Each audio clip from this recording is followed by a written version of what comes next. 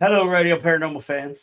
I'm just jumping up because we don't have an intro because StreamYard has changed everything and I had no freaking clue. So, what I'm going to do is I'm going to sing a little intro for you because, it is what it is. So, Radio Paranormal, Radio Paranormal. This is the intro as best I got. Radio Paranormal. And let's welcome Jennifer. Everything has changed. I don't know what has happened. So no intro today because I'm just a horrible producer. It's so good. I hope you have the exit at least so we can have. we're gonna have something. I'm gonna work on it. So, how's everything going down there in New Orleans during Mardi Gras? Oh shit! We're all getting fat off a king cake. Did you eat the baby?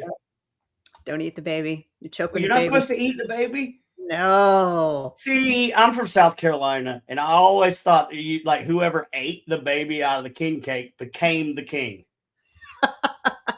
And so this whole time, my old Southern ass has been up here going, I gotta eat a baby to become a king. Yeah, maybe that back kind of sounds like adrenochrome. We can get into that later. No, we did FanFest last weekend. I tried to broadcast live. Someone said my shirt was on backwards. It was just because I was broadcasting live and the camera flips the words to a mirrored image. So I found that was funny.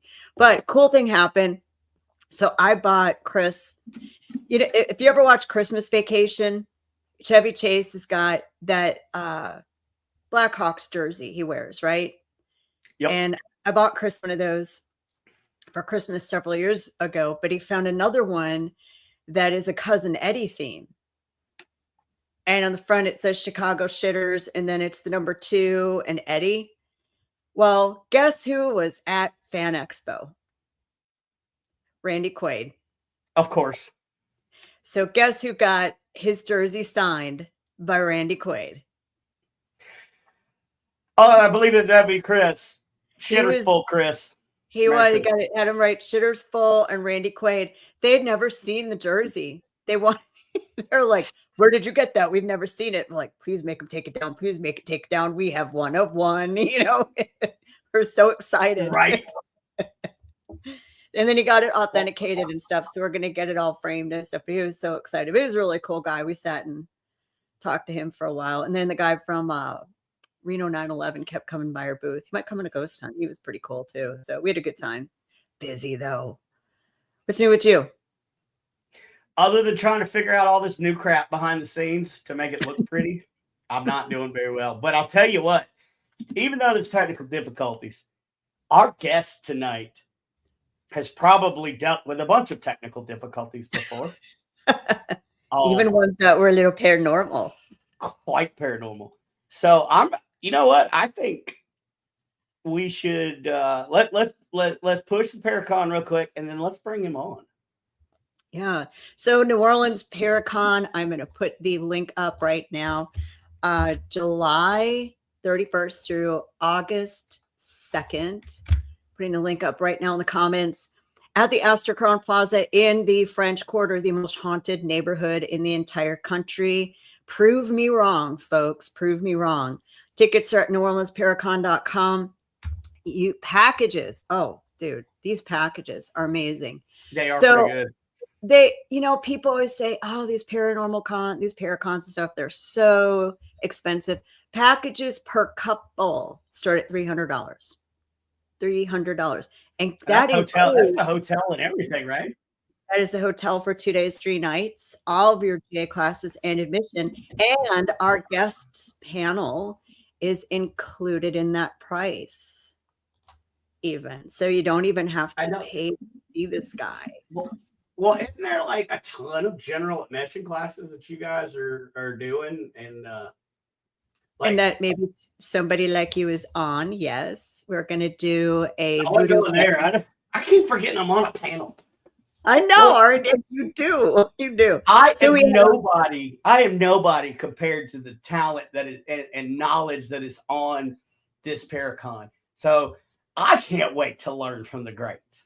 So it's crazy. We've got a voodoo panel, a vampire panel, Native American year panel. We've got a pet psychic that's going to teach pet communication so we can be better pet parents. The whole thing is educational focused.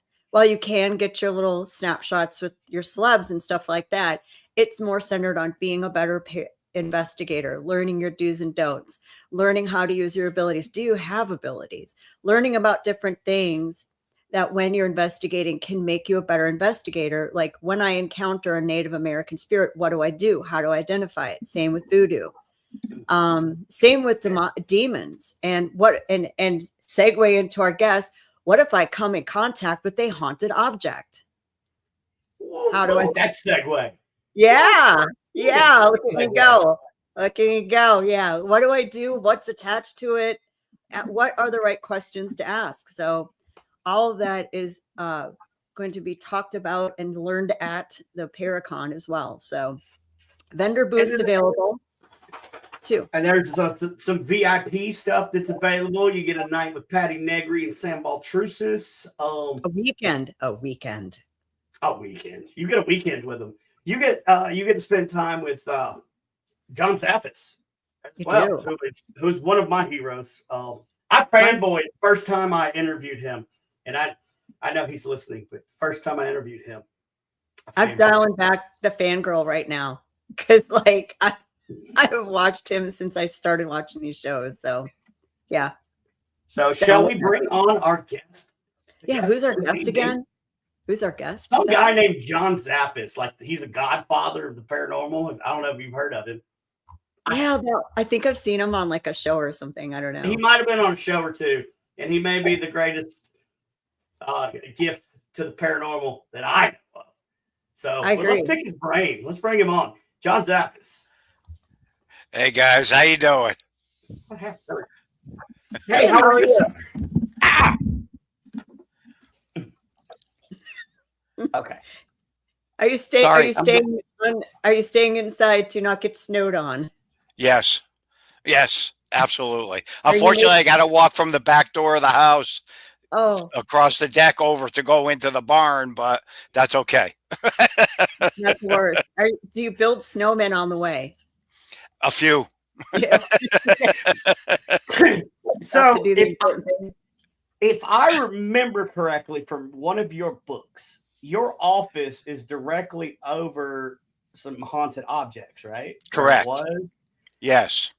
So I want to ask you, what type of disruptions or anything comes from the haunted objects? Like, what does anything happen in your office? Is it sealed? I'm curious. No, that's okay. I find more disruptions from people than I do the items. But I don't have too much activity that really occurs. The office is sealed. There's a binding. There's all kinds of things that, have been done with the office. I don't have anything that is really significant on a negative level as far as anything being haunted within the office. I keep all that on the lower level of the barn. My office is upstairs, and there's a room next to it that was a classroom that unfortunately has turned into storage. So, I mean, it's gotten kind of crazy. I mean, people come in, they have all kinds of activity. They have things they pick up on, they get EVPs and things when they stop over. Because a lot of times people I know or anything, if they're, going through Connecticut, especially along the coast up 95 or back or forth, and a lot of times they'll just stop by, come over and just check out the museum. I don't have any problem with that when I'm home to let people in because I don't have it open to the public. So, okay, come on. One of these days, I want to get up there and look around. I would love to do that because I have questions. I can't remember the book. I've got it sitting next to me, but you were talking about haunted items. Items that haunt me, something. I can't remember the title. But you were talking about haunted by the things you love. That's it. That was it. It's almost like you know who wrote it. That's amazing. That would be my Rosemary Ellen Guiley. And you mentioned salt a good bit. Yes. So why do you think salt is such a good cleanser? Because I was reading about a mirror that you had gotten, and you set it outside for like a week, and you put salt on it to oh, do you remember which one I'm talking about? If it's the one I remember, it's from up north, I believe, up in Maine. It's a huge one. Yep. It survived a fire, and they had it in a couple of other buildings, and it was causing a lot of problems. So they had gifted it to the museum. It's a very, very large one. The one I think you're talking about, Brian Cano and I are carrying it, and we're putting it into the tiny barn where I let things sit, and I'll do, prayers and do different things over it. Now, salt has been used in rituals for going all the way back, believe it or not. Predates a lot of different things. One of the interesting things with salt is it has a very, very high iron content to it. So therefore, we think that's what helps to neutralize some of the energy. Then the one we most normally use will be sea salt. Okay. And again, it gets blessed and everything like that. And a lot of people don't even know this, that salt is used in holy water. They actually put it in there. Yeah, a lot of, again, in the beginning, way back years ago, I didn't know it either till I watched a bishop doing it with them, and he's putting salt in it. And I go, "What are you doing?" He goes, "John, we always put salt in holy water." I go, "Okay." Sure. I mean, it makes sense. Yeah. We work with the chief exorcist priest here on referred a few cases to them, and he's because of the ick we stepped in, we've seen him make some holy water for us, and I was like, "Salt, okay, all right." I've always wondered. So there's different kinds of sea salt. Does it matter? I use the white sea salt. I have a couple of friends with different practices that like to use the black salt. There is a with that, they think that's very powerful, very strong. Which again, that it's a belief in. Again, do I think that it works? Absolutely. I think it has a lot more to do with the minerals that are within our salt that help to neutralize different things. Mm-hmm. So that's how I view it and the way I look at it. Mm-hmm. I mean, could there be another explanation? Not 100% sure, but that's one of them that I usually go by because that's what has been explained to me from a scientific perspective. The iron content of it is what helps to neutralize things. And actually there's been a few experiments done from friends of mine that use salt in trying to neutralize different things. So again, and they saw a difference. So just like with anything within our field, we have our theories, we have our belief systems, but again, and that's what we go by. So that's what I think the biggest thing is with the salt. And a lot of practices use salt to cleanse as well. Absolutely. Yeah. Well, I mean, if you go all the way back, what was salt mainly used for? Preserving meats and protecting your meat. I wonder if there's a basis in the protection from way back when people would cure their meats with it. I don't know. That just popped in my head. Maybe not. But. Yeah. Well, and then you look at minerals in different parts of the country. If you look at the soil makeup of some of those places, they do tend to coincide with activity because it seems to hold residual energy based on the crystals and minerals as well. Yeah. So it could kind of goes all the ways, I guess, for sure. Absolutely. So, I guess I need to ask a question that everybody asks you, but I'm going to ask it different. Because I was going to say what got you in the paranormal, but you were sort of born into it, I believe. Well, yeah, but even though I was born into it, I really didn't believe in it. It wasn't until I was 16 years old, and I had an experience at the foot of my bed. There was this black shadow form. It stood there, shook its head back and forth. I freaked out, ran down, told my mom about it. And she said, did it say or do anything? I said, no, he just shook his head back and forth. And she goes, well, Johnny, that, was my father, your grandfather. And he was very quiet, never used to say too much, but he would always shake his head back and forth. Then a couple of days after that, my grandmother passed away and she lived with us. So that gave me, a substance to work with on how so many people claim deceased loved ones come back to help to help them to cross over. So I went up to go tell my uncle about it. I was telling him the whole story. And he goes, you mean you never believed in any of this? I said, no, I thought you were just doing it to make a quick buck. Because I never had an experience, never had anything occur until that time framing. So that's what really changed it and set me off to getting involved with it. So how have you set yourself apart with how you do things from how you learned how to do things? How have you perfected, things on your own that you've come up with that maybe you didn't get from your aunt and uncle, or I don't know. I guess the majority of the stuff what my whole thing is to, when I get involved with something, is to try to figure out what the heck's happening, why it's happening. Does the individual have an issue, or the piece of property or the item? And do what I can to try to figure all of it out. Now, I think an important element for any of us in this work is to keep an open mind. Here again, back when I got involved with all this stuff, you start talking about a poltergeist case, right away we thought it was devils and demons. Right. Where today I have a totally different understanding of poltergeist cases. It's psychic kinetic energy, and it's to build up around kids going through puberty. Yep. Once it's over with, and again, a lot of things will just stop, and that's the end of it. And it has absolutely nothing to do with devils or demons. Right. So again, as long as you keep an open mind with our field, and you're able to still look past a lot of the different things. After 53 years, there's ways and views that I've changed on looking at things. Because if we don't do it that way, we're never going to advance. Never. Right.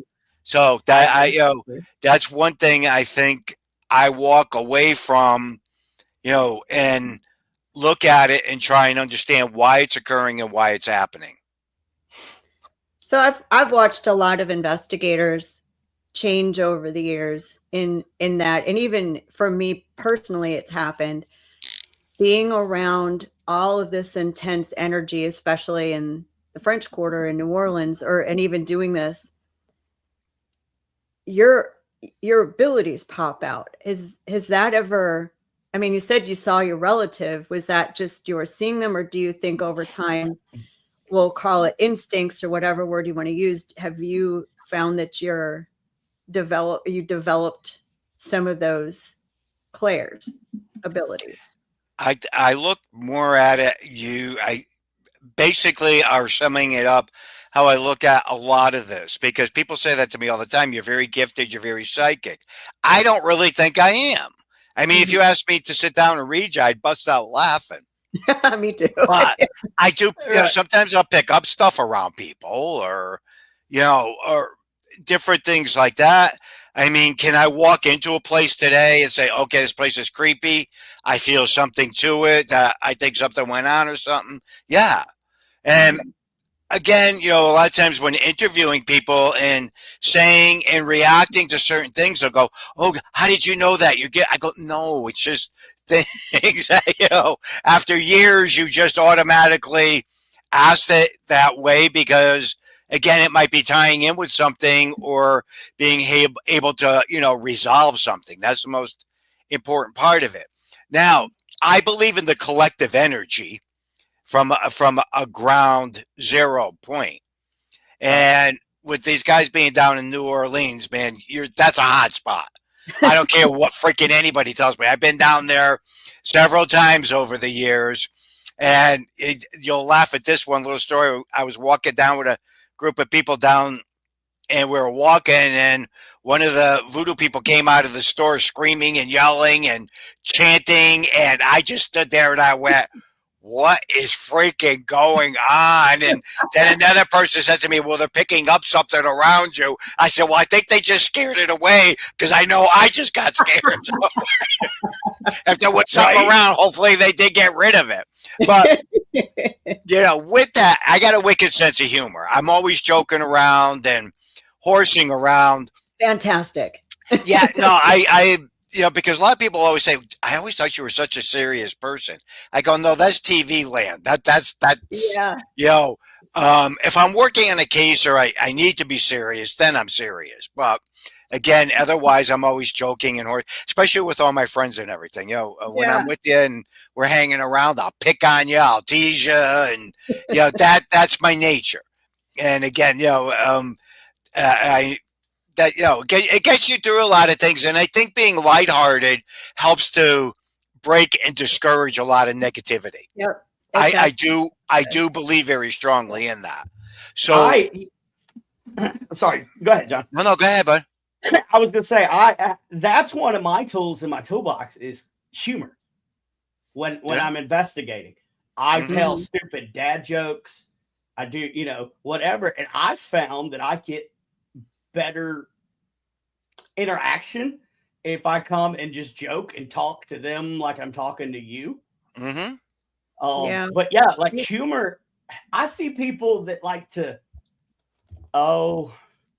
piss the spirits off to get them to react.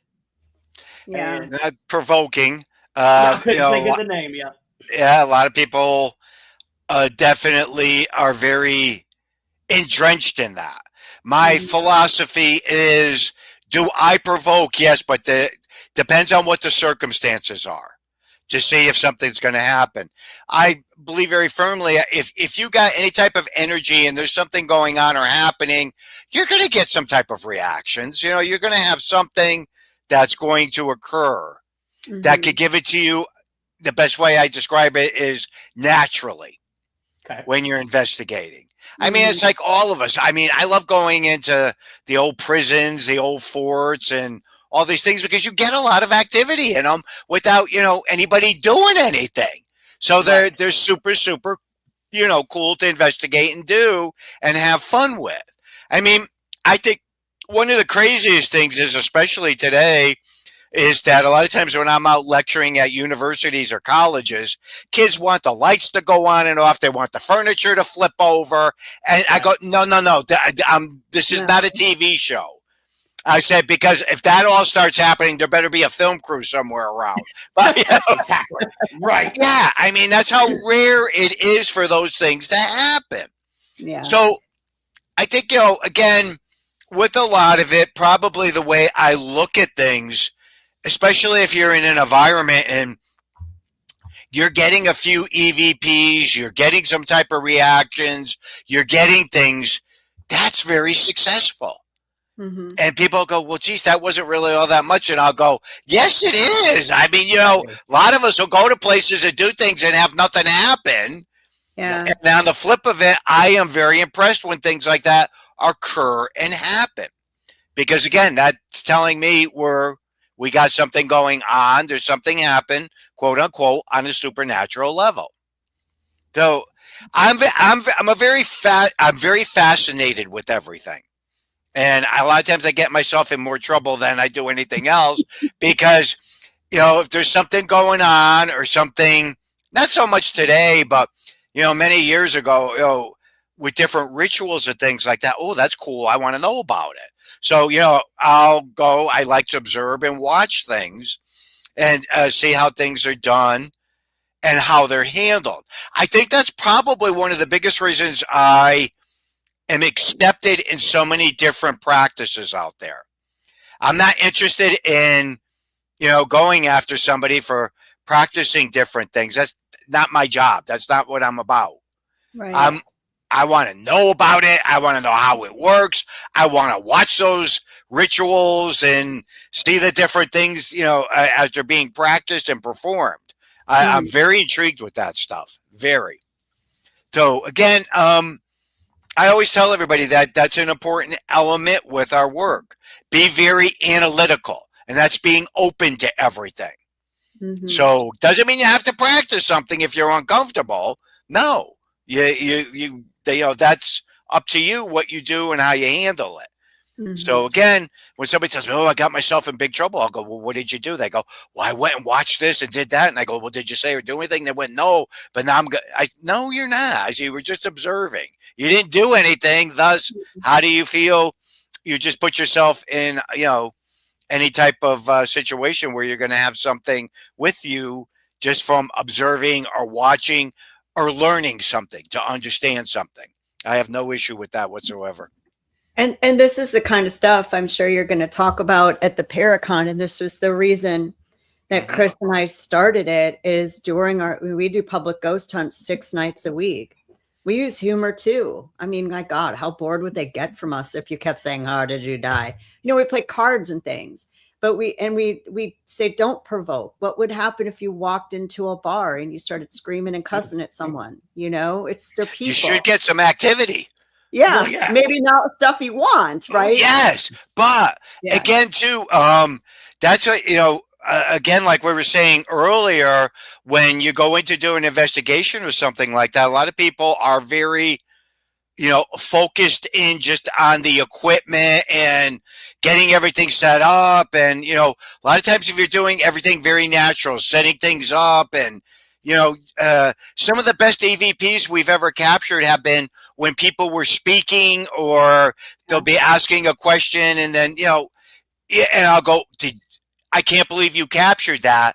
And they're going, "Yeah, but we can't use that." And I go, "Why? It's a fantastic EVP." Well, they go, "Well, John, someone's talking before it and someone's talking after it." I said, "You just answered it right there for yourself. Okay. It's before and after. Thus, that was Yep. right in the middle. So you captured something that was Yeah. significant." And they'll go, "Oh, yeah." So, but, again, it's learning a lot of those different things that occur and happen. And I'll tell you what, I used to get so freaking pissed at my uncle, because a lot of times when I would experience something or something would happen, I get all riled up and everything and get all shook about it, and he would start laughing.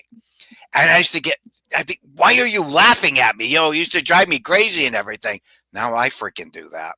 I'm with people and they're experiencing something for the first time. I'll start laughing or something. The people go, "Johnny, it's not funny." And I'll go, "Yeah, but you're missing the point of it. You just had a phenomenal experience. You're experiencing it, not me.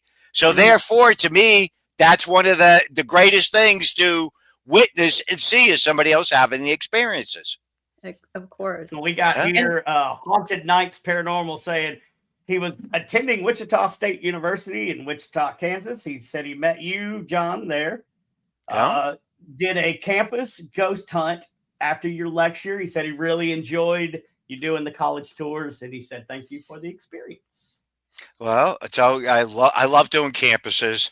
I always have a blast, because, and a lot of times, student activities and everything will bust out laughing at me. They go, "Johnny, you're just like the freaking kids. You jump right in. You don't care. All of yous are, getting involved with everything. You're cutting up with the kids, and, we're doing, that's the best part of it. I enjoy that, because, people are, can be getting something out of it, or having an experience with it. So I still do campuses and colleges. I don't book, like I used to, because being out on the road after a while, that can really pull you down. Right. So again, I'm still doing them. Wichita, actually, I smiled when you brought that up. I think recently, over the past couple of years, they've been trying to get me to come back to do a lecture. I got to get that booked. I got to get out there. Yeah. Also, for those of you that are watching, if you have any questions for John, myself, or Jennifer, or just anything, please post them in the comments and we'll ask them. So I would be remiss if I didn't ask this question from my wife. Because, yeah.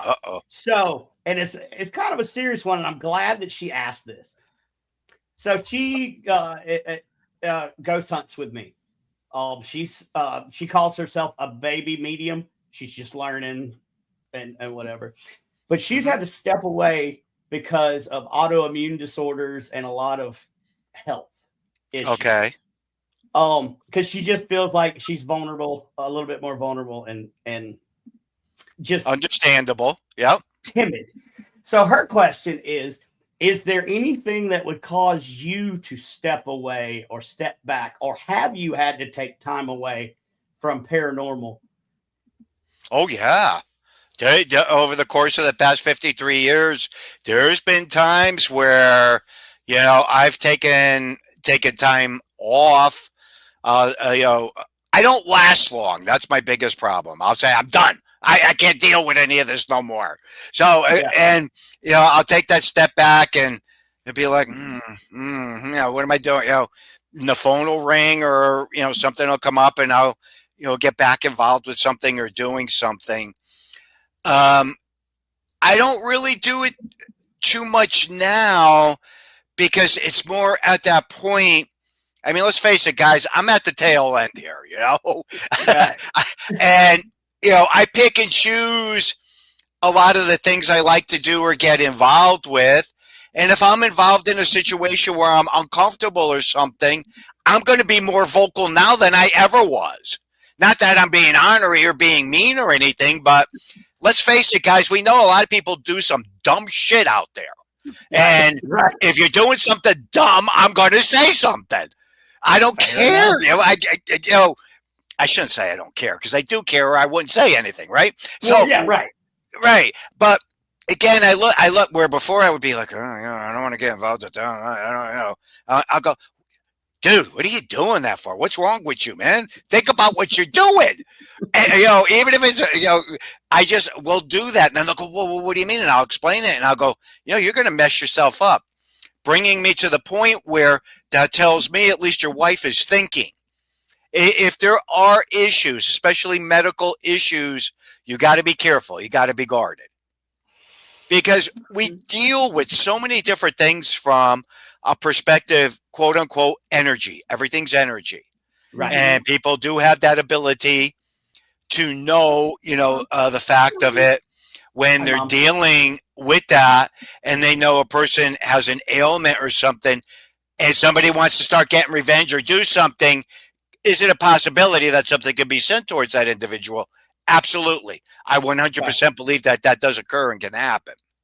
So, again, I wouldn't say totally pull away from it, but I would be definitely guarded. And it sounds like, to be honest with you, she has sense with that. She has sensed what she's getting involved with. And if she doesn't feel comfortable, just pull way back from it. Well, thank you for that. I know that'll mean a lot to her because, well, if anybody knows, you've been doing it long enough, and your advice is like gold to those of us that have grown up watching you. And so thank you for that. I know she really appreciates it. I do have a question. So your technique when you go into a case, is there a list that you go down? Let's say let's check mental health. Let's check everything. Yes. Do you have it? Oh, absolutely. Yeah. Okay. Pardon me? Yeah. Now, so you have it written out. Yes. Within my group, the President group. Yeah. Because there's a lot of times, where if there's something I can't go or anything, it's like programmed. I already know what needs to be asked, what to look, you know what I mean? What to look for and stuff like that. And a lot of times I find it where it's easier to do it from that perspective, because a lot of times things could lead into things to help that person be a little bit more comfortable. Because let's face it, when you're being interviewed or anything like that, just like if we go for a job or anything, we're a nervous wreck. Well, these poor people a lot of times are a nervous wreck too.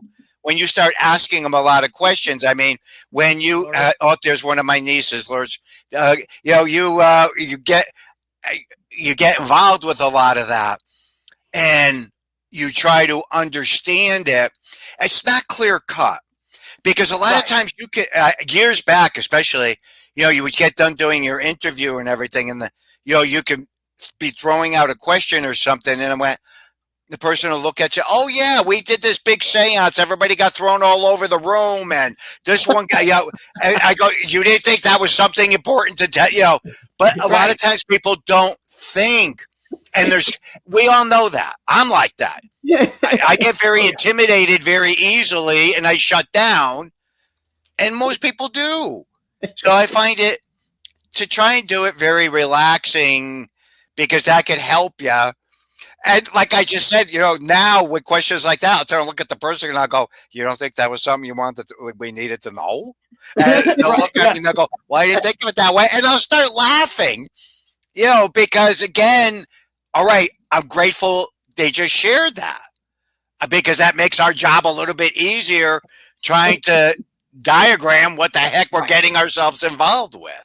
So again, that's an important element when investigating. People that are new to it, going by a list. A lot of people have online forms they fill out, and a lot of different things, to evaluate. To me, one of the most key things is interacting. I need that. I have to have that with people to get a feel for what we could be getting involved with. Got it. Okay? Because let's face it, guys, a lot of times, people are ticky-tock. I don't want to be wasting everybody's time, their money, and energy getting involved with something I think that isn't paranormal. Right. So again, a lot of key things, you could just ask that's going to answer so many things before you even jump into something. And another thing I don't believe in doing too, and a lot of people still do it, is that they want to keep going back to these homes 10, 15, 20 different times. I'm not in agreement with that anymore. I used to be, do you get something? Do you get something? And sometimes I think that could actually make things worse if it's multiple times. Unless you're getting a tremendous amount of activity and, you're getting a lot off of it and it's helping the person, okay, then I'll take a step back and look at that a little bit differently. Mm-hmm. And maybe that investigator wasn't the personality to deal with that spirit either, if they're not getting anything. It could be someone else. It could very well be. I do want to say real quick, are you sure you want to switch to YouTube so you can see us on your TV? By the way, say hi to Ron. Hi. Both of them. Those two are. Are you sure you want to see us in 4K? I mean, Lourdes, I love her. So how could you not love the both of them? They're like family with me. I cannot wait to meet them. I have not had the pleasure yet. So those two are the first phone call we made when we said, I have a dream of a Paracon. What do we do? Those are the first two people we spoke to. Seriously, they really were. Because they're just amazing people. So something that we run into a lot on our hunts with the public, even people calling in with private cases, is the belief that demons occur a lot more often than what they do. So what's your opinion on why everyone jumps to demonic and maybe forgets that bad humans die too? All right. It's a difficult thing.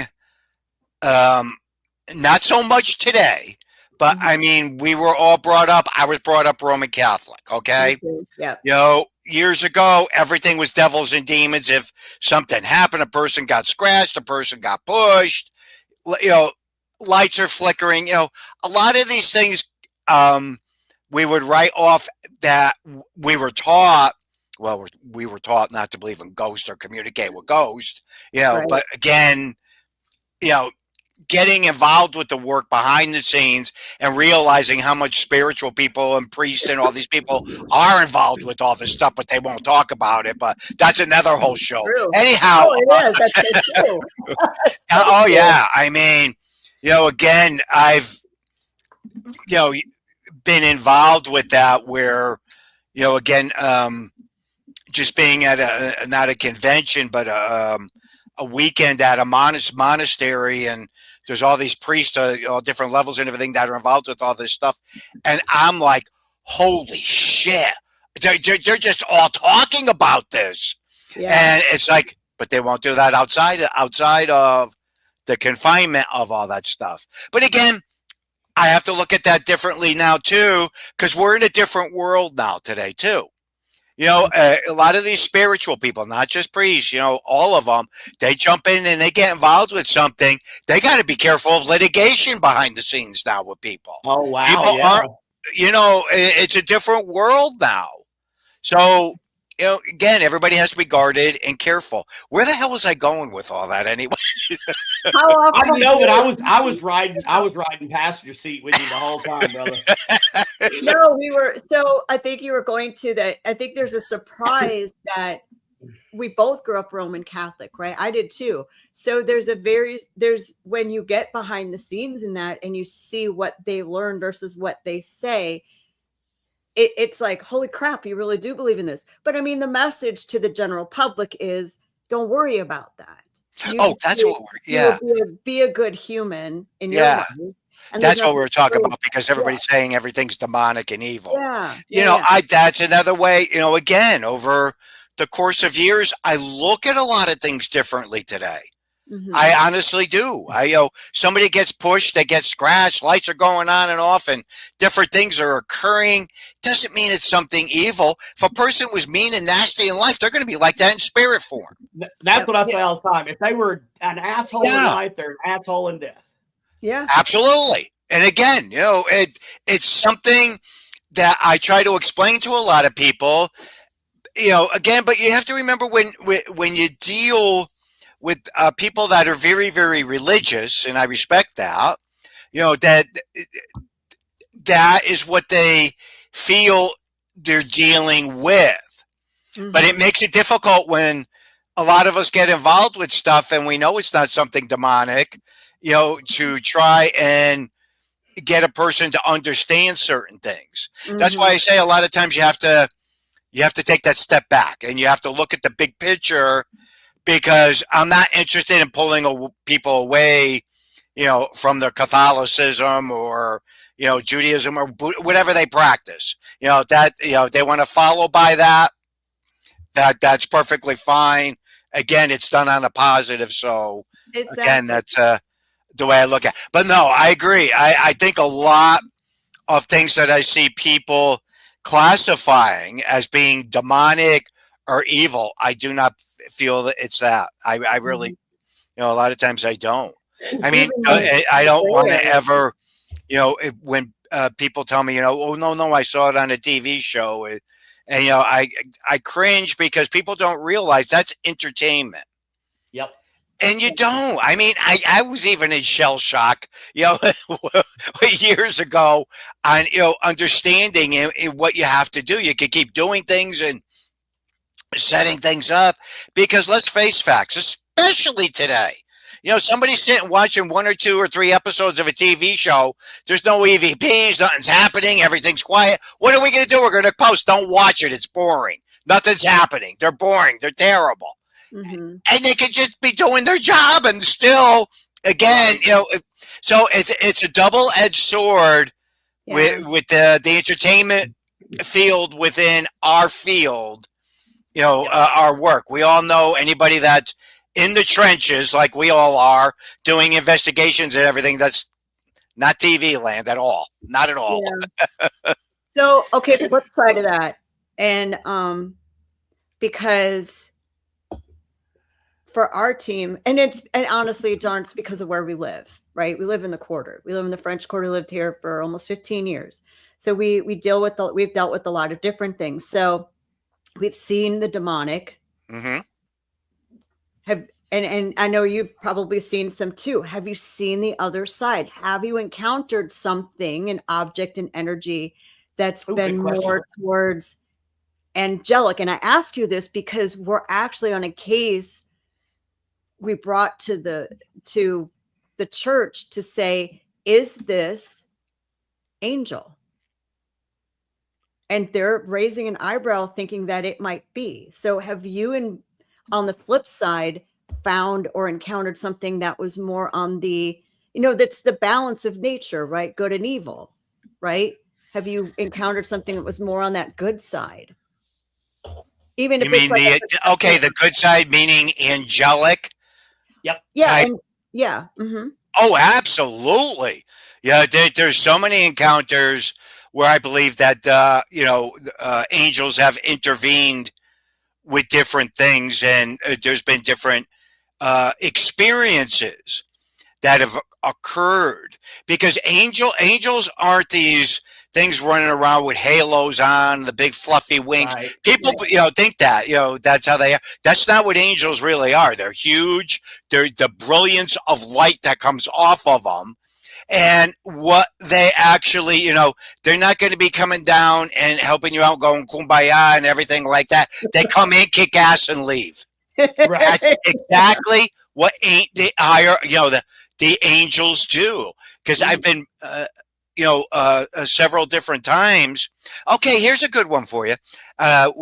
Years back, when Ed and Lorraine were still around and they were traveling, we were over in England and Scotland, and on the Hill of the Seven Angels, I had this experience in the chapel. I believe very strongly in the power of prayer, and I still use that. So, again, this this very piercing, weird sound. I went back out. My uncle looked at me, and I explained to him what had happened. And he just looked at me, and he went back in the little chapel with me. We were sitting there, and he goes, "That was angels." And I go, "Well, how do you know they were angels?" He goes, "Those were angels." And I went, "Okay," And he looked Right. up, all the statues, and looked at St. Michael. He says, "Always make sure you keep St. Michael by your side when you get involved with the darker stuff." And I've always stood by that. Mm-hmm. So again, something that is extremely important with this, that I believe they intervene when they need to. They intervene when you least expect it. Again, I look at that probably on the flip end of it, just like I do with the demonic, if you will. On the same type of scenario. How many times you'll hear about somebody being in a car accident and they think something, angelic, an angel or something, pulled them out of the car, or they believe that it might have been a deceased loved one that pulled them out of the car. Who's to say that wasn't something angelic that came through that was able to help them out? But if they think it was their mother or father that pulled them out, that's okay. Yeah. Right. Yeah. I would never, ever, ever try to alter anything of that, because in my mind, I'm saying, again, could it be? Yes, it could very well be. And I believe very strongly our deceased loved ones can come back, and then they can go back to wherever they're at, whether it's up on the fluffy cloud, whatever. Right. And a lot of times when I say that to clergy friends of mine, they go, "John, we're not supposed to believe in that." I go, "Yeah, we're not supposed to believe in a lot of stuff." I said, "Right. These things been happening for thousands of years, and you can't push it, underneath the rug. It's there." Yeah. So again, but I believe very, very, very strongly. Here's a good story for you, and I don't talk too often about it. Very, very good friend of mine.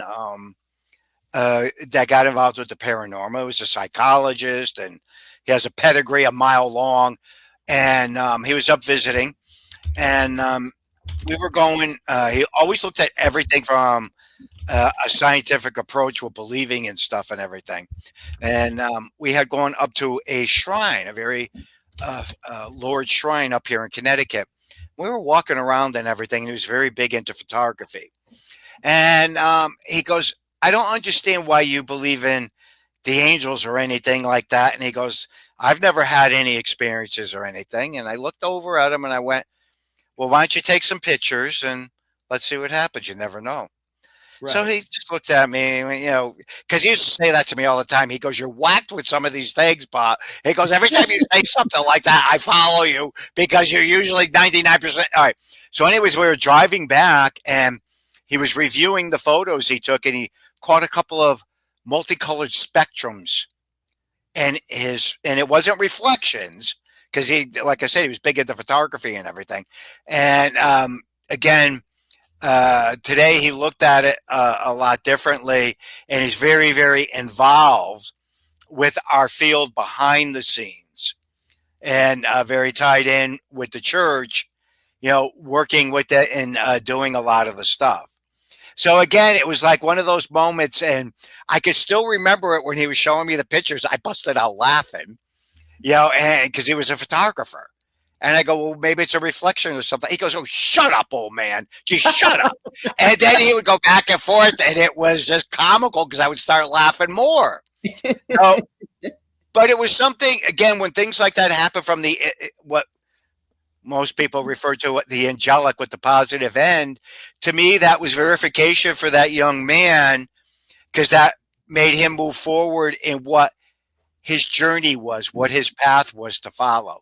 So again, there's a lot of beautiful stories out there when dealing with the positive, and it's just that most people don't want to talk about it. You're talking about this stuff, and you're talking about the angels, everything like that. People fall asleep. All of a sudden, oh, the person was possessed, huh? What? And that is what happens. It So is. this brings up a really good question. So demons can possess people, after Yes. infestation and whatever. Mhm. Do you think angels can possess humans?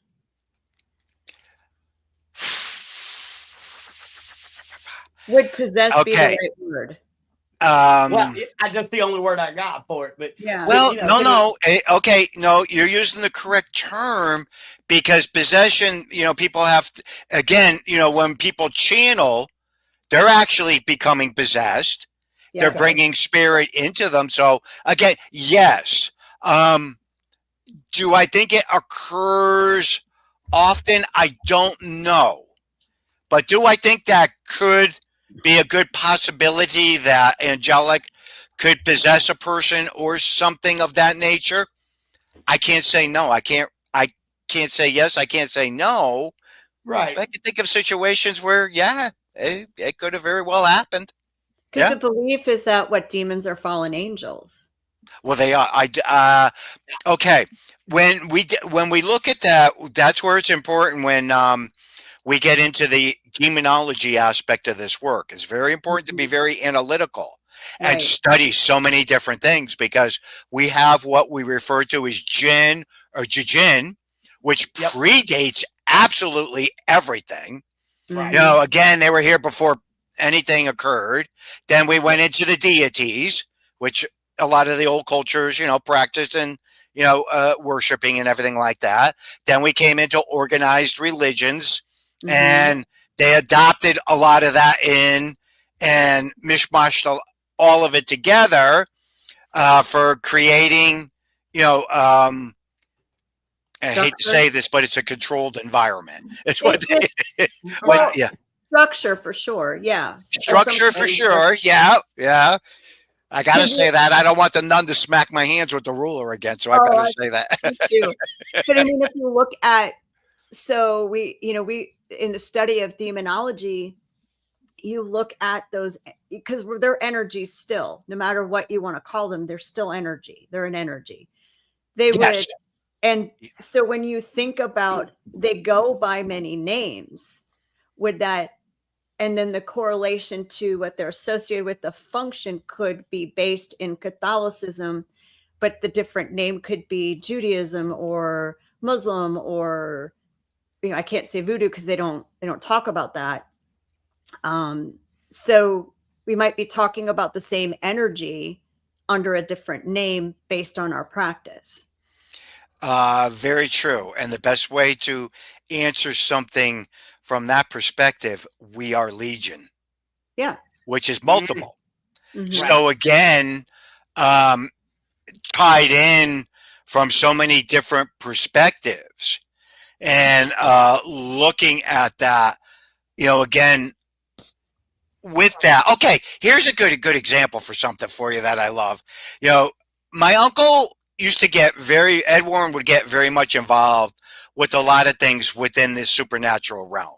Mhm. Because again, the way they ended up portraying him, that he was this strict Roman Catholic, that was that's what he would use for his defense and, to help protect him. So again, but he was a demonologist, and he would get involved with all this and learned all that. I learned a lot of this stuff from him. So again, with all that, there's a lot of different things that intertwine in it. Now, we would be working on certain cases, not often, but certain ones. He would go, genie in the bottle, we're out of here. And I'd be like, what the hell is he talking about? But then he would go, we're not cutting no deals. And, again, now I understand all that now. What his way of looking at it and his philosophy of it. He knew exactly what was happening, knew what was occurring, but that was the way he dealt with it. Where today now we would go, okay, that would be, a gin case we're working on, and we need to bring someone in that does that, and they're prepared to handle that on what they need to do with all of it. So again, watching a lot of it and understanding that and bringing it now where all these things are intermingled. They're all intertwined, where I think you could be dealing with, something on a demonic level, or you could be dealing with something that, predates anything. So therefore, it's a wild thing to experience things. Are you guys familiar with Rosemary Ellen Guiley at all? You might be familiar with her work. She passed away a few years ago. A walking encyclopedia, and her and I were like brother and sister. Anyhow, when she was doing her book on the jinn, she had taken me to this one location that she was researching, and I had gone out into the yard with her, and she goes, "Are you experiencing this?" And I didn't understand. And she said, "Look over there." And there were these big 15-foot like dark figure type things that were transparent. And I turned and looked at her, and I go, "Well, that's some energy coming up from the ground." She goes, "No, it's jinn." And I just got so taken back by it, and again, she was working with a couple of the scholars in the field. Anyhow, that was one of my major exposures to actually witnessing something that was jinn, but not to fear it, but like she said, you have to respect certain elements of our field, and which is very, very true. Yeah. Very, very true. And a lot of people don't do that. When they see certain people doing things or anything, they'll, freak out and, go crazy, where I don't, because I'm like, "Oh, cool. What are you doing? Let me see what you're doing."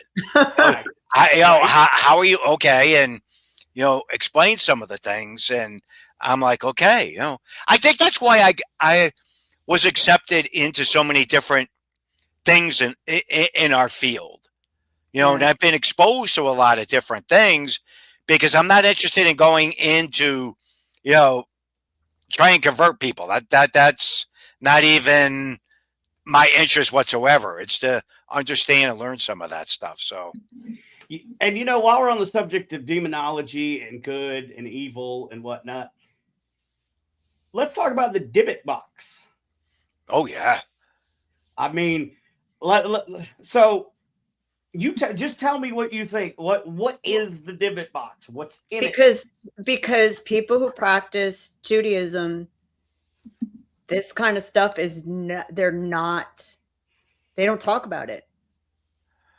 Okay, because, all right, when we talk about the Dybbuk box, the original creation, if you will, comes from Judaism. They believed in putting things in there from a person and sealing it up, because you have to remember, in Judaism, they don't believe necessarily in devils and demons. No. But they believe that spirit could be very mean and nasty and ruthless. So they would put things in these boxes, seal the boxes up. And again, that was it. Boom, boom. All of a sudden, it came up where the Dybbuk box was created to put devils and demons and all this other shit in these boxes that really, it didn't come from the Judaism culture to that point. Now, I have several Dybbuk boxes myself. I have 3 or 4 that I've never opened, and I'm not opening them. I'm just not. And I have 3 or 4 that are opened that, I have one that's really pretty cool and original from this family I worked with. Now, they were all these boxes were supposed to stay in their families. They were never supposed to leave the families. Cultures change. People move on. The kids, in Judaism, they don't want to keep their ancestral Dybbuk box. They don't want to keep that crap. Just like, a lot of people don't want to keep, the knickknacks from grandma and grandpa either. So, but again, it's the nature of it. And today the box is created, and therefore it does exist, and it is a real thing today. Mm-hmm. So, from creating and bringing those things to life, if you will, the only way I could think to tell that to you is the Dybbuk box a real thing today? Yes. No, there's no doubt in my mind about that today. And just those like are called just like medicine bags and healing bags and voodoo dolls and all that. I believe in all that stuff. I have a whole bunch of legit voodoo dolls. Again, these things are done with intent and purpose, so they exist. They do work. I wholeheartedly believe in that. Mm-hmm. Yeah. So we talked about haunted objects. Are you bringing any? What are you? I'm sorry to interrupt you. I just had this idea. I got to. What are you going to bring to the Paracon with you? Yeah. Would you like to share maybe an item or two that you're going to bring? Well, everything else you just gonna have to pay and come see it. But we'll give you. We could say one thing or something you're thinking about if you have. Well, now that again, what I'm going to bring is this one Dybbuk box that was created by a Catholic person. Go figure. Oh, okay. It's a small, because I'm not going to be bringing any large items or anything with me, because it's too much for traveling and things of that nature. But again, I do have that's sealed with wax. I've never broken that up. Has a little cross on it. But I looked at it, and the person that gave it to me, and they told me the stuff that they have, they put in it and everything like that. And I go, well, that's a Dybbuk box. I go, all right, now we have Christian Dybbuk boxes. Go figure. I don't know. Right. But that'll be one thing that I'll bring with me. Yeah, I'm excited about that. I've never seen a Dybbuk box in person. I live in the Appalachian Mountains, so Judaism's not very big around here. No, Catholicism and Protestants. So there's a lot of things. Like, I've never been to New Orleans. I'm looking forward to going down there and getting. Oh, you're gonna freaking love it. You're gonna love it. So excited. And the Paracon is going to be, like John, you were saying, an opportunity to learn. Just because we'll say you're Roman Catholic or Baptist or whatever, you're going to have the opportunity. If you're going to listen, I'll never advocate for anyone to get into this field and be an investigator. It's one of the most dangerous hobbies you can have. But I'm never going to stop anybody either. Mm-hmm. So the best thing we can do is give you education and teach you proper techniques. So you're going to have the opportunity to ask people who practice voodoo about it and learn about it. People who practice a spiritual practice that is vampirism. It's not what we see on TV. And you're going to have an opportunity to learn. Brandon, you're going to be talking on the Native American panel. We're going to have some elders. When the heck do you ever get that opportunity? It's all about us. I've never seen that at a Paracon. I'm going to show you these. You just triggered. I'm not going to bring these with me, but these came from New York. I was in New York City with Rosemary Ellen Guiley. She had a meeting with one of the very, very high practitioners with vampirism. Okay. And he had made me a set of teeth. Oh, sweet. Isn't that freaking cool? Sean, and Rosemary was doing her interview and everything, and he was, putting them in and everything like that. I'm looking at Rosemary, and Rosemary's just, don't get nervous. And I go, what are you inducting me into over here? But he just said, he goes, well, someday maybe we'll have you'll be a vampire. And I went, I don't think so. I said, but anyways, then finding out, and Rosemary was explaining to me who he was, and again, He That's made so those. cool. She goes, "You should feel very honored." As a Ro, I'm very because I used to call her Ro. I said, "Ro, I'm very honored, but I'm not wearing them, no. But I keep them, because again, it's just something cool. Look I keep them in my Dybbuk box. Yeah. I don't think I've ever shown those to anybody, but you just made me think about it when you That's started super talking cool. about it. It's a cool thing, and people need to learn about that stuff. I Yeah. think it's hilarious. We have some fangsmiths that are going to be at Paracon, or you'll have an opportunity to get a few more if you want to. So so if you don't mind, I do want to I talk think about one pair is enough for me. Thank you. this one. Right, yeah, Okay, yeah, you yeah. don't need some with like rhinestones or something, a little blingy or anything. A little bling bling. So I just want everyone to know Paracon packages start at $300 per couple. Yeah, they do. That is And I was your gonna have all room. kind of cool pictures up and stuff, but they changed StreamYard on me. I can share them. So it's $300 per couple. One of the things we wanted to do, so many Paracons have a charity that they donate to. We're going to have charities there that you can donate to. So then our next thought was, let's make it affordable for people to come. And then if they want to donate to some of the charities there, they can donate directly. And then they know their money goes right there. So I'm going to bring up, Brandon, you're gonna share screen. I'm gonna try to do the thing. I'm gonna try to do the thing. Wait a Oh, minute. hey Tracy, I'm trying to figure out who Haunted Mama was, and I'm like, you sound familiar. So, hey, Haunted Mama. Hey Tracy. All right, Haunted I got it up Mama. there. You got me up there? All right, let's pull this up here. So that is our RIP package. It is $300 per couple, not per person. It's 2 people, a standard king or queen room, Friday and Saturday nights, all your GA classes. You can add paid classes as you want. You can get access to the vendor area as well. So, and then you can kind of add on from there. There's the VIP package. I'm going to share that one real quick. But the goal cool thing about the add-ons is, like, if you don't want to go to something, don't.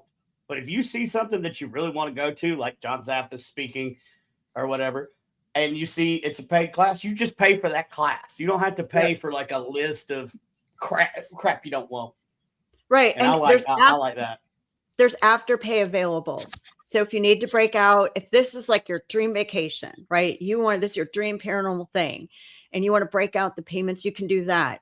So we have another package. That's the VIP. It's a little bit more, still per couple, not per person. Again, it's a junior suite. Then you upgraded your room. You get access to the Friday night VIP meet and greet with all the celebrities, which includes an open bar for 2 hours and all of the drinks. Please don't get too drunk. We don't want you falling off the balcony.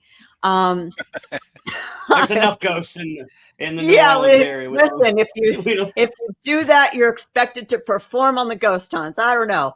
Right. You're gonna have we're also going to open the whole Paracon with a voodoo ceremony for the 15 minutes before that starts. You're also going to have a sneak peek for 45 minutes of the vendor area. So the vendors can meet everybody. The speakers can meet all the vendors, which never happens because you're always so busy, which is a good thing. You also get a celebrity ghost hunt at the Andrew Jackson Hotel. Our opinion, from New Orleans Paranormal Society, the most haunted per square foot place in the entire city. Prove me wrong, folks. Prove me wrong. It's crazy. So that's another package, and that's got some kid spirits. And then if you want to do everything, I will get that package. There's only 6 more left. So you need to get them quick. Yeah, we've sold more of these than anything. While we're paying bills too, I see there's some comments about PTF. Yes, Paranormal Task Force is still around. It's Paranormal Task Force X. I am a member of PTFX. And I do want to say, check out paranormaltaskforce.com. We have some events coming up. We have limited tickets for sale. We got Pythian Castle coming up. That'll be fun. We've got the Kansas Aviation Museum coming up. We have an Old Cowtown coming up. Yeah, Julie's a member too. Like we're still kicking it. It's just it has changed hands from Greg to KD Stafford. So there's just been some changes, but we're still out there. Please, if you guys want to come out and investigate with us, tickets are still available. And if you're looking for me for some strange reason, reach out to me and I'll let you know which ones I'll be at. So there, I had to pay that bill. Sorry. There you go. You want them, Jay? Here's our last package. If you want to throw that up there, Brandon. This is our platinum package. There's only 6 left. I'm floored. So 2 people. This is per couple. Again, the meet and greet, the suite, open bar, VIP access, 2 nights of ghost hunts. On Saturday night, you get to choose between a Masonic cemetery and a voodoo house. Reserved seating for all classes, swag page, and we're also going to have a VIP lounge. So if you've got that and you just want to take a break from people for a minute and you want to go sit in the lounge and recoup, there'll be a little place for you to do there as well. So those are all our packages. Again, we tried our best, all of those per couple, not per person. Just tried our best to make it a good learning environment and to make it affordable and approachable for as many people as we can. For sure. That's just been and with the talent that is there, and the price point that it's at, you're not going to find this lineup. You got Father Bob Bailey, you've got Dr. Father Kenneth Torres, you've got the Godfather himself, John Zaffis, you've got Lee Triana Terry Brown coming and teaching, and she teaches some amazing classes. You have Sam Baltrusis, you've got Patty Negri. And you've got John's niece. We got Ron Iacovetti and Lourdes Gonzalez. They're going to be doing classes on their digital seance experience, which we were very fortunate to experience a few years ago when Ron was first working on it, and he brought it here. So that technology on its own is groundbreaking in this. Phenomenal. And I'm glad you said technology, because that leads me to my next question. So we met a couple of years ago, and we ended up giving you one of our ITC devices, our Inkbox. And then, kind of went back and forth. So what do you, besides using yourself as an instrument, what technology have you bonded with and learned to integrate, if any?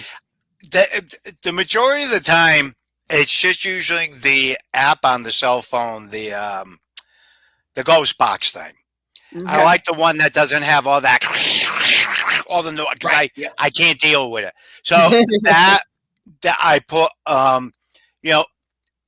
do I believe everything and put 100% stock behind any of that type of stuff? You can't, again, but it's Ecovac, if I'm saying it correctly. I don't know. Yeah, but it's the original. Yeah. Okay, it's the original version. I use that a lot of times because I get some good results from it. Now, I've been with, many people that use a lot of the different equipment.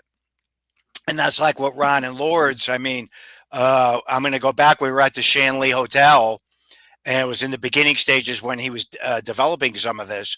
And we were sitting there, and I'm intrigued by everything, and we had this woman that came through. There was like 7 or 8 of us sitting there. They're killing us. They're doing, they're killing, talking in this foreign voice and everything. And if you're around me, you'd understand it. I'm just sitting there and I'm going, all right, nobody else is hearing this. What am I freaking cracking up? Nobody's reacting. Nobody's doing anything. And Ron, he'll sit there with such a, straightforward, not even reacting to nothing. So finally, I just turn and look. I go, please freaking tell me somebody else is hearing this effing shit. Right? And then 3 or 4 people popped up and they went, yes, we're hearing it. Dan Produce was there. And a few of the other people, Sandra, they were there and experiencing it and stuff. So, and it took me back because it was like, oh my God, we were picking up on the beginning of Ukraine. When things were happening over in Ukraine. Oh, wow. I went freaking nuts because then I was just like, this can't be happening. And then Ron was explaining certain things. I'm like, No, but you got her old lady. She's screaming and yelling. Everybody's getting killed and everything, and we're all hearing it. Yeah, I was freaked out over that. I was so freaked out. Sam got freaked out also, and him and I, we had gone out, and we were on the porch at that point in time. And again, it was just, I don't think I'll ever forget that. Again, that night when all that transpired and that happened, and I'm bringing it up because of his technology and what I feel when dealing with the both of them. They're so sincere and so passionate on what they do, and I think it's fantastic. So again, people get to experience that down there, and it's going to be cool. They will. And I'd love to give a shout out to the Shanley Hotel. That's Stephanie Smith's area up there. I love Stephanie to death. If you guys want to go to Shanley, like I do, hadn't been there yet, but I'm coming, Steph. Reach out to Stephanie Smith. And speaking of Stephanie Smith, this leads me to my next question. In all your years of paranormal collecting, how many prosthetic legs have you found in closets? I knew he was going to go One. I still have it. I completely freaking forgot about that. I bust out laughing because a lot of times again, unfortunately, it looks like hoarders, with the exception of the downstairs part. The classroom, boxes are piled up to the seat. Anyways, and I'll pull something out every once in a while. I'll go, oh yeah, and I'll start telling the story, and somebody will look at me and they'll go, oh my God, what a story with that. And I go, yeah, and I'll throw it back on the pile. But it's just with that, but I completely forgot about that. Oh, I brought it up to Brandon. I'm watching the episode. I'm like, please let it be haunted. Please let it be haunted. Please let it be haunted. And it's like, yeah, we wanted the leg to be haunted. But, no, there's something with that freaking leg. Yes. There is. I'm telling you, there was something with that. And but we were only allowed to use one item. We couldn't, if there was multiple, it would get too. Anyways. Yeah. But there was something with the leg. Well, because I think that's the Henderson, Arkansas, because I saw that the flask, you have a flask and a ring that they found in the pool. I was one that I had watched recently, and I was like, Brandon, you got to ask about the leg. It seemed like the leg was so glossed over. I'm like, there's something about that leg. There is something he didn't say about that leg. Yeah. Again, too, some, believe it or not, and I don't know if it's tougher now than it was when we were doing it. A lot of items you had to be careful. You couldn't even put them on because of trademarking and copyright. And it would just get so crazy because then you'd have to deal with all the attorneys. And, third season I got involved with, helping to produce. I was a producer in it and got to be involved with all the different meetings and things that go on with TV shows and everything. I finally started calling it the machine. Because seriously, all these parts have to fit together. You got to make sure everything's working. Sponsors aren't getting mad. Attorneys aren't getting mad. People aren't getting mad. It's unbelievable. Yeah. But, again, if people say, well, it's your show, you could do whatever you want. I'll go, do you work a job? Yes. Do you work 9 to 5? Yes. Do you have bosses? Yes. So did we. Yeah. So, and people don't understand that. They think because you're on TV, you can do whatever you want. Yeah. Hell no.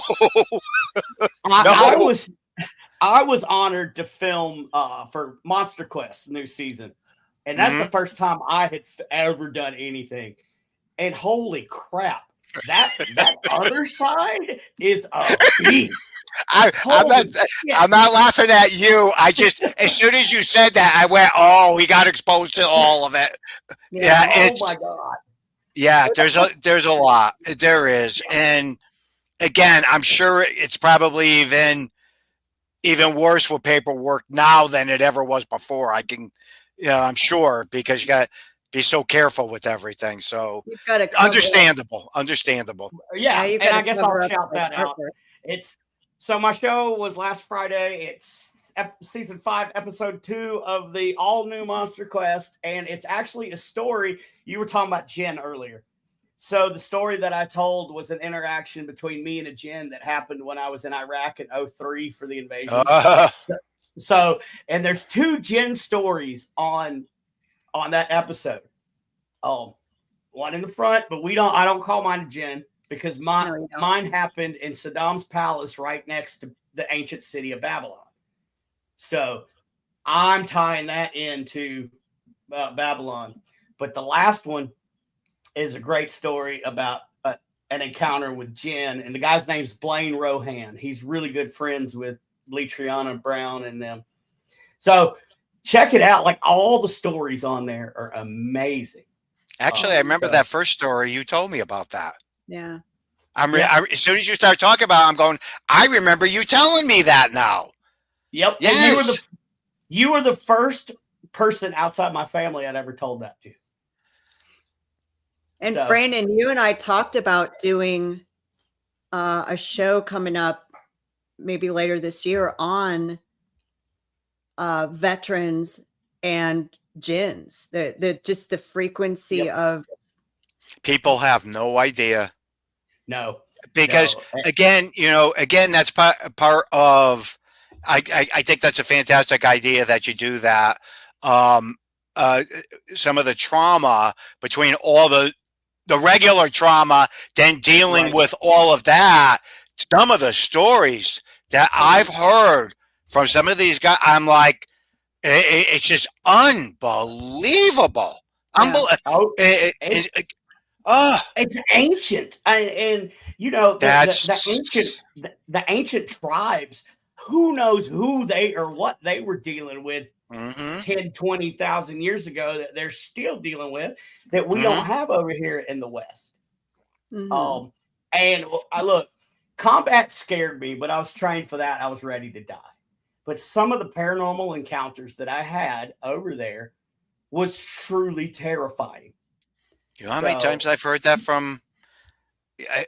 It's amazing. I was dealing with this one guy way up in the ranks, and they were going back and forth. And as him and I were talking, and what traumatized him more than anything is they had entered a holy area, and then they had gone underneath because it was this crazy thing. And he said it was like they disturbed this hornet's nest of jinn. Yep. And I'm listening. It was a captain or something. And he was explaining all of it to me. And he goes, but I felt I couldn't do anything. I couldn't protect them. I couldn't do anything. I was like, my God, how horrified he was over this whole thing. And he goes, you're not going to believe how many of them had to go into counseling just from experiencing some of this stuff. And I go, oh, yes, I would. I said, and yes, how many I would. of those counselors are going to believe them? Well, after I retired medically from the Marine Corps, I downward spiraled into alcoholism and depression and suicidal ideations and suicide attempts. I've got 3 suicide attempts. But once I heard a VA counselor mention a jinn attachments, that's when it kind of hit. And a lot of us came home. That's why we can't leave the war, because the war came home with us. But it wasn't the physical war. It was the paranormal part, because we were under spiritual warfare as well as physical warfare. Yeah. It's unfortunate, but it's a very true thing. And like I said, the amount of military people I've dealt with, I mean, right down from ground all the way up. Yeah. Right. And I think that captain, I think that story and the counseling sessions that we were involved with were so hardcore, because then it was to the point where he couldn't convince himself, were they dying at the hands of jinn? Were they? It was just, it was so mind blowing to hear and listen to what that, just him alone talk about what everybody had gone through. And he goes, John, the worst thing is what most of us were taught not to talk about all of it. We're told not to let all this out. And I go, let it out. You have to let that stuff out. Mm-hmm. Yep. So again, until I started letting it out. Like now, luckily, I'm coming up on 5 years of sobriety. I mean, we're getting it. Congratulations, bud. Thank you. I'm going to tell you, that's the second hardest thing I've ever done besides war. And, but you don't know. And your mind play is my mind playing tricks on me. Is this That's really the worst me? part. Is this really me talking like shit to me? You know, and, you know, it's, you know, unfortunately it is what it is, but, until I started talking about it, and if there's any veterans watching, look, ain't no shame if you was attacked or whatever, but until I started talking about it, I didn't start to heal. So, I mean, it's very important. And there's people out there that believe us. Look, this is the godfather of paranormal, and he believes. So yeah, if nobody else believes, he does. I've shared this recently several times when speaking years ago. Had a bunch of military people show up here at the house. And again, I didn't know what the whole thing was about or anything. And they were all the different branches of the service, but they were in civilian clothes. But yes, sir. No, sir. Yeah. I mean, you know what I mean? You know, right? Yeah. Oh, so it was all these questions, and they were filming it. And I'm sitting there saying to myself, what the hell is this all about? So we did it and everything like that. And then they got done and they're wrapping up. I said, are you going to explain to me what this is all about? And they go, we can't talk about it, sir. We can't talk about it. Right. So I'm like, you just had, dude, come on, that ain't fair. And he goes, I'm sorry, we can't. Then one of the other guys turned and just looked at me, nodded his head, and he winked. And I went, oh, I'll hear from him. But it had to be outside the.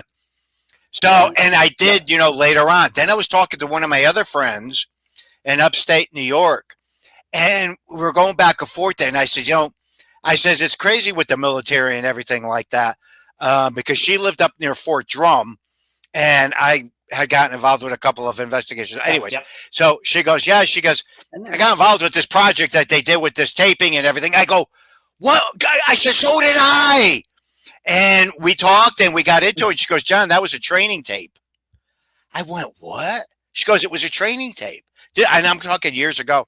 Yep. So over the course of years, I had several people say, I swear I saw you in this tape when we were going through training. I think it was, I go, that was me.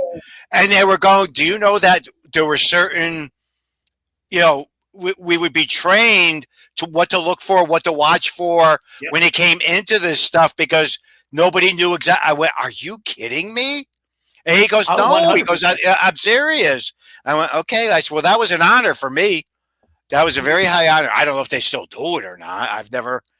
Over the past several years, I haven't heard anybody mention it. But I know that it's pushed heavy in the SF community and the Black Ops community. I don't think I've ever seen you at a tape, but I'm going to make some phone calls and I'm going to see if I can't get that tape, and we'll play it down in New Orleans.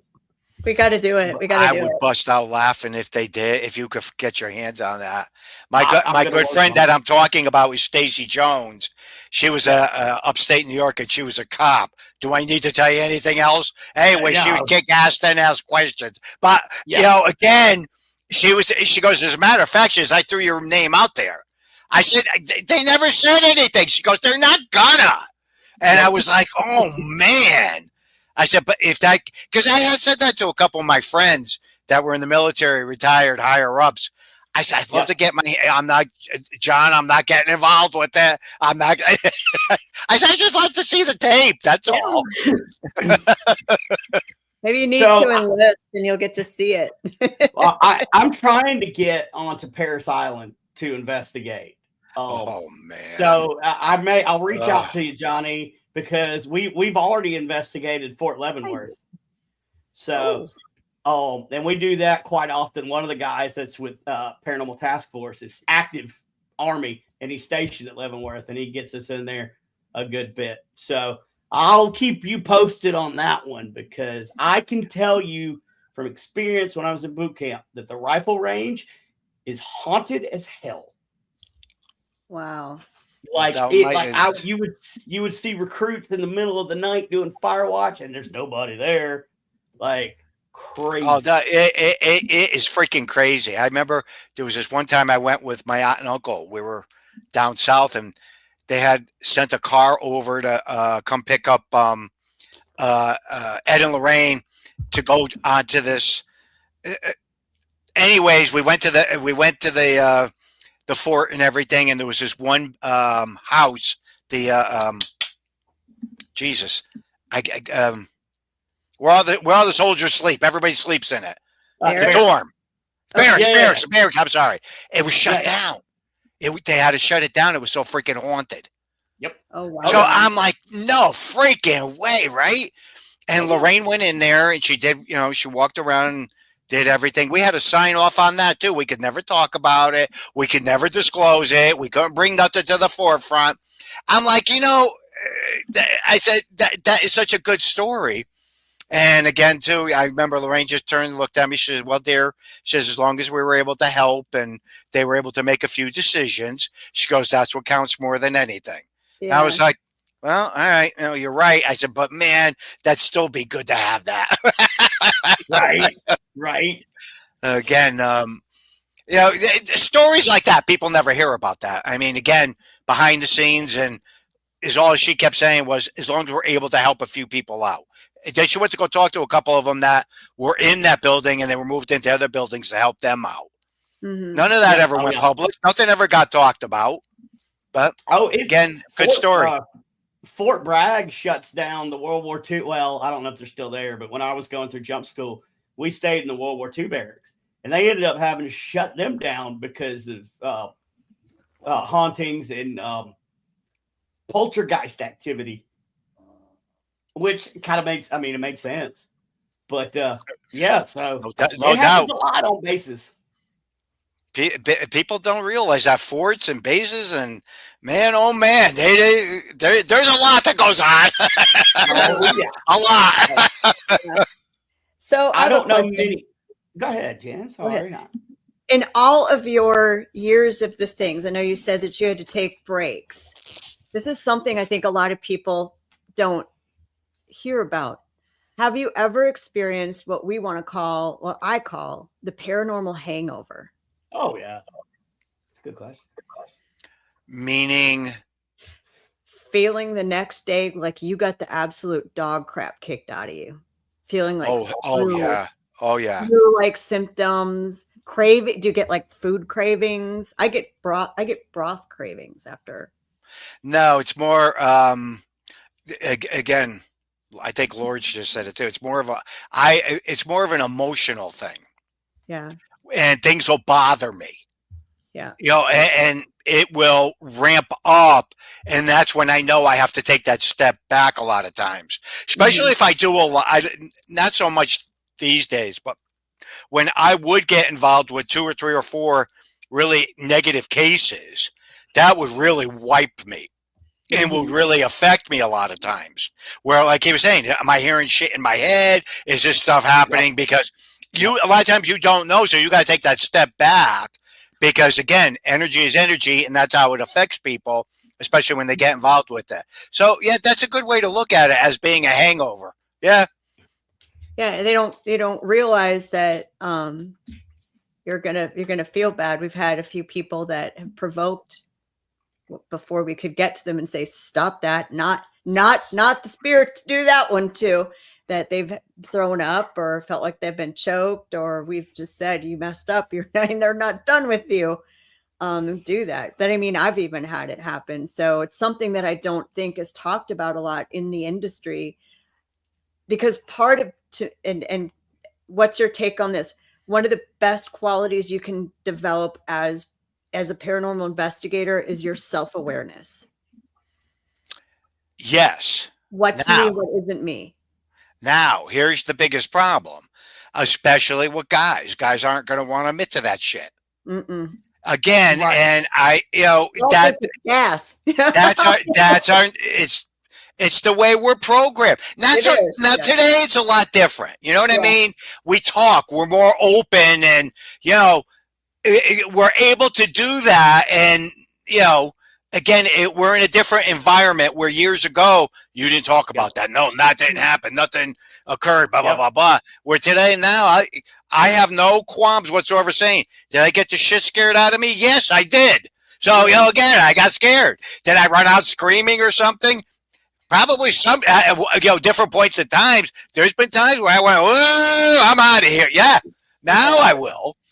Yeah. So again, I think it's important to talk about that because that's part of the clearing and healing process to bring all that stuff out to the forefront. And you know what? I don't worry about what people think. Because I lived it, I went through it, I know what happened. You don't believe it? Oh well. Yeah. Again, that's how I look at a lot of things now. I don't have an interest in proving or disproving different things. I just don't anymore. Just don't. And again, a lot of the stuff I can't prove. So. Well, but a lot of people who believe in the paranormal have had a personal experience, and that's part of it. It's something you've seen that I looked for this to debunk this, or this was not a part of the conditions, where someone else could look at a video or a photo of you and say, oh, well, you're an idiot because it's this, but you weren't there. You don't know. Well, I think even more so today, again, you just got you have to I don't know. I'm trying to explain this without everything can get debunked. There isn't anything that can't get debunked. I don't care what it is. Jesus Christ can come down and you can film him and people will debunk it. That wasn't really a good example, was it? But anyway, I get it. Right. No, but you're never going to have a piece of evidence that everybody's going to agree that's all paranormal, that that someone isn't going to say, oh, it's not that, it's this. Yeah. I mean, more so today, you go through that than we ever did. Don't get me wrong. There's things from the past that we have out there that have been debunked. And I'll sit back and go, son of a gun, you're right. Okay. If you're right, then it needs to be corrected. And I don't have a problem with that. But there's so much that happens with the parent. That's why I always say the supernatural is the supernatural. We can't prove, we can't disprove. But if you lived it, you went through it, no one's going to change that. Yeah, that is you. And again, I always tell people too, I had the worst experience and I got thrown across the room. I got bitten up and all this happened. Well, when did, I think it happened. No, you remember the day, the time, the month, you remember everything. If you had a legit experience, you don't forget any of that. You just don't. You don't. Yes. You don't. I mean, I can tell you the exact time when I was in Saddam Hussein's basement when my thing happened. I mean, I know because I've thought I felt helpless before. I was homeless when I got out and did the whole 9 yards. I was never as helpless as I was when I came face to face with the jinn. And you remember because it changes your soul. Yeah. Yes. Once, my uncle used to say this all the time. And again, one of those things that once you've been touched by the supernatural, it'll never go away. Yep. Never. And I used to look at him and go, yeah, that's crazy. That's great. But he's right. Once you've experienced something, once you've had those encounters with something positive, negative, it doesn't matter on the supernatural level, your life, it alters you, it changes you. And he was right. He was very, very right about a lot of that. And again, I used to, because I was a little punky kid. I'm not going to tell you I wasn't. And a lot of it, I look back on it, I can understand it. I just didn't understand a lot of times the way he would try to explain things. Right. So it was an interesting curve to understand it later on what so much of it meant. Because again, somebody will say, here's a good example. A good friend of mine, he got out of the paranormal. We worked together with Ed and Lorraine, blah, blah, blah, blah. He came up. He'd been out of it for like 15 years. He came up to visit. He's sitting here in my office with me. Boom, boom, boom, coming up the stairs from down below. A whole bunch of noise got made. It sounded like a door slammed. I was on the phone talking to somebody. Well, I had to turn and look this way so I didn't bust out laughing, right? So I got done with the phone call and everything, and I looked over at him, and I went, what? He goes, you didn't hear that? And I go, yeah. He goes, you're freaking numb to everything now. He goes, I can't believe it. I go, well, what are you going to do? Walked up the stairs and touching the boxes. What do you want me to freaking do? You know, Right. Right. and he goes, I can't believe you're so numb to everything. I said, you get numb to this stuff. You just do. You look at it like a doctor in an ER. It's the only way to look at it. You get in a situation that's, I mean, people ask us about when's the first time you met a demon? Oh, by accident, because I made a lot of stupid decisions as my being a new paranormal investigator, you know, and I went in a case and I didn't do my research and we didn't think it could be what it was. And I have a burn mark on my arm that will never go away from that energy. You will never, but you do. They're like, were you scared? I'm like, you know what? In the moment, you can't. I don't even think about it in the moment. You got to just do. Yes. Yep. See that? My uncle always said that was a saving thing for being a researcher. Because he used to say that to me all the time. He goes, you don't react. He goes, you don't, he goes, you do what you need to be doing. Mm-hmm. And then he goes, 2 or 3 days later, you'll pick up the phone and call me up and go, I can't freaking believe we just went through all that. And he goes, that's. You cry. That's one of the. Later. You cry. Yeah. once I sit back and I start poking through it and thinking about it and dissecting it, I'll go, oh man, But that's I'm the same way. Do the same thing. The other thing too is again, when a person is being delivered or an exorcism is being performed, I don't do them. I assist in helping with them. And there was Bishop McKenna. He passed away now, but I worked a tremendous amount with him. And I curse like a sailor. I don't care who you are or who's around. I don't. Same. It was one time, I laugh about it now. There was one time Bishop turned and looked at me. He went, John? I went, yeah, Bish, because I used to call him Bish. He goes, is there something wrong? And I go, why? What's wrong? What's wrong? He goes, there's no profanity coming out of you. Do I need to pray over you? Ever since then, I busted out laughing. And I went, oh, man. I go, I love it. But he paid me a very good compliment on top of that, too. And he goes, you're just like your uncle, because your uncle swears at everything, too. So, yeah. So, all right. You told us you cuss like a sailor, right? So we've got some questions that are just off the paranormal. Are you ready? Yeah, this is the fun, stupid part of the show. Okay, Tom, I'm ready. What's this? Okay, so we'll start with an easy one. Brandon, I know you have yours. If you could be a flavor of ice cream, what would it be and why? Chocolate, because I love chocolate ice cream. Chocolate. All right. Just plain chocolate, or were there like plain chocolate? Just plain. I love plain chocolate ice cream. Awesome. Okay. Brandon. All right. We're gonna ramp it up a notch. Okay. So I started off with the easy one. For 24 hours, you have to be chased by an animal. And after 24 hours, if you survive, you get $10 million. But the animal is indestructible. Which animal are you running from? First thing that popped into mind was a gorilla. Oh. Holy shit. Okay. All right. Let's go big. Go big or go home. I'm good. I'm good with it. I like it. All right. So on the subject of animals, if you were going to be portrayed in an animated feature as an animal, what would it be? I want to be a dog. You were going to say puppy, weren't you? Puppy. I was going to say puppy. Like golden retriever? Huh? Like golden. Oh, probably a terrier or a Shih Tzu. That's what we end up when you get older. You get the smaller dogs. When I was young, I always had shepherds and everything, But now we just have the little rugrats now. I love it. Brandon, you got yours. Okay. I got one. No, I don't. I lost it. I had one and then I just lost it. I try to make these up on the spot to keep them fresh. So sometimes I hit and sometimes I miss. So Jennifer, go ahead and I'll keep thinking. Okay, what's your life's theme song? If you could have a theme song playing in the background every time you appeared somewhere, no copyrights, what's the song? Did It My Way.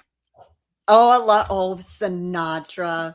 You know that's funny. But it's tough with me because I love Elvis and I love Sinatra. Yeah. Okay, you'll love this. Real quick story for you. We got stranded in the airport, Dustin Perry and myself. So Dustin rented a car. And we were driving. It took us 17 hours to get there. All he would play off of his phone that was hooked through the system was Elvis Presley and Frank Sinatra. After 17 hours, we got out of the car. And I stood there and screamed. I said, if I ever hear another Elvis Presley or a Frank Sinatra song, I'll kill somebody. And everybody fell out laughing. But again, no, it would be, that would be it. Oh, I love good Sinatra. Okay, and I'm going to do the one more funny question, and then I'm going to ask you a question to take us out on. So, what actor would play you in your biographical movie? You could pick anybody living or dead. That would be Keanu Reeves. I love that pick. Good one. Do you know I love that movie. I can't wait for number 2 to finally come out. They said he agreed to finally do it. But when I first watched that movie and everything, I just sat there and went, man, this freaking character is an awful lot like me. Really? Awful. Yeah. And it was just watching him and everything, because I used to smoke and, I quit. But again, it's just watching some of the things he would do and the batshit crazy stuff he would do. That was like me, because a lot of times my uncle would yell at me, "You're out of your freaking mind." And don't do stuff like that. Again, I always thought that would have been a good person. That's perfect. What a great pick. If you ever meet him, my friend who still live in our little apartment complex worked on movies with him, and his nickname is Kiki. Is it? Yeah, you should say, "Hey, what's up, Kiki?" I will. What I do know about him is from a mutual friend that was good friends with somebody with him. He's a very down to earth person. Yep. There's no frills and chills about that guy. Nothing. He don't even live like he just lives like the rest of us. And but I don't know. I thought he'd make a good Johnny Zappas character. I think so. I love it. And for the viewers, what movie are you talking about? Constantine. Yep. Yeah. The movie Constantine. If you haven't watched it, I freaking love that movie. I love it. Yep. Love it. Okay. Very not his normal character. We'll go a little bit deeper. Of all the knowledge that you have gained in all of your decades of paranormal investigating, what is the one piece of advice you would give to somebody who is brand new starting out in the paranormal? To pay attention to your surroundings. Stop worrying about getting a freaking TV show, because they're all dead in the water now anyways. Yeah, again, the key factor with our work today is so much of getting into the trenches is gone. People feel they don't need to get in there. They can watch the TV shows or do this or do that and not get involved with it, and end up getting themselves involved with major, situations. Right. And today, again, we're in a different world. These people get themselves involved with a lot of legal problems. I've dealt with so many different researchers, and they go, "Well, we didn't know." I go, again, because you're not taking the time to learn. You have to learn your basic fundamentals. You're walking into a person's home. Think about what you're doing. They don't know you. You don't know them. Right. So, again, people today there's a lot of that is gone. A lot the basics 101 aren't there anymore. So No, they're not. you can't That's fix good. it. There's no way to fix it now because it's like a train out of control. Yep. And Again, reason for the Paracon. This is where we dial you. This is where we dial you back in, right? This is where we say you have fundamentals. Here are the fundamentals. You don't know where to get them. Here's where to get them. Listen. You got it. Listen to what we are saying. You know, this is why you came here.